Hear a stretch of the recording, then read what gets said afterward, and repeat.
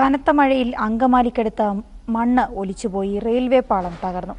തൃശൂർ എറണാകുളം പാതയിൽ ട്രെയിൻ ഗതാഗതം തടസ്സപ്പെട്ടു. ട്രെയിനുകൾ റദ്ദാക്കി. ചില ട്രെയിനുകൾ വൈകി ഓടുകയാണ്. ഇടുക്കി നേര്യമംഗലം പാതയിൽ മണ്ണിടിഞ്ഞു വീണ ഗതാഗതം തടസ്സപ്പെട്ടു.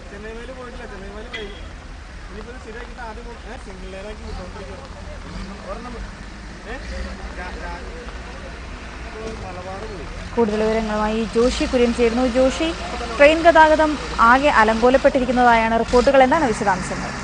വീണ, മധ്യകേരളത്തിൽ മഴ കനക്കുകയാണ്. അതിൻ്റെ ഏറ്റവും ഒടുവിലത്തെ ദുരന്തമാണ് ഇപ്പോൾ ഉണ്ടായിരിക്കുന്ന റെയിൽവേ പാളത്തിൻ്റെ തകർച്ച. ഇന്നലെ രാത്രി 12:05 കറുകുറ്റിക്കും ചാലക്കുടിക്കും ഇടയിൽ മാമ്പ്ര റെയിൽവേ ഗേറ്റ് സമീപത്ത് പാലം തകർന്നത്. ഏതാണ്ട് 50 മീറ്റർ ദൂരത്തിൽ പാലം തകർന്നുപോയി എന്നാണ് ലഭിക്കുന്ന റിപ്പോർട്ടുകൾ. ഇതിനടുത്ത് തന്നെ ഒരു കനാലുണ്ട്. ഈ കനാലിൽ നിന്നുള്ള വെള്ളം പൊട്ടിയൊലിച്ചു വന്നാണ് പാളത്തിന് അടിയിലെ മണ്ണടക്കം ഒഴുകിപ്പോയത്. ഇതേ തുടർന്ന് ഇന്നലെ രാത്രി 11:45 ചാലക്കുടിയിലെത്തിയ രാജധാനി എക്സ്പ്രസ് വളരെ അത്ഭുതകരമായിട്ടാണ് ഈ ഒരു അപകടത്തിൽ നിന്ന് രക്ഷപ്പെട്ടത് എന്ന് റെയിൽവേ തന്നെ സൂചിപ്പിക്കുന്നു. കാരണം ഇവിടുത്തെ ഗേറ്റ് വാച്ച്മാൻ കണ്ടതുകൊണ്ടാണ് കൃത്യസമയത്ത് അധികൃതരെ ഇക്കാര്യം വിവരമറിയിക്കുകയും ട്രെയിൻ കറുകുറ്റിയിൽ പിടിച്ചിടുകയും ചെയ്തത്.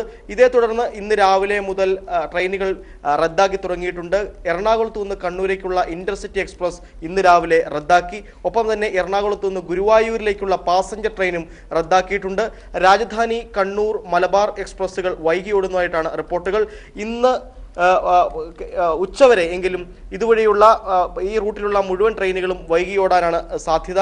എന്തായാലും 2 ട്രാക്കുകൾ ഉള്ളതിനാൽ മറ്റൊരു ട്രാക്കിൽ കൂടി ഗതാഗതം തിരിച്ചുവിട്ടിട്ടുണ്ട്. പക്ഷേ നിർമ്മാണ ജോലികൾ ആരംഭിച്ചിട്ടുണ്ട്. പക്ഷേ ഇത് പൂർത്തിയാകാൻ ദിവസങ്ങൾ തന്നെ എടുക്കും എന്ന് തന്നെയാണ് സൂചനകൾ. ഇതാണ് ട്രെയിൻ ഗതാഗതവുമായി ബന്ധപ്പെട്ടിട്ടുള്ള വിവരം.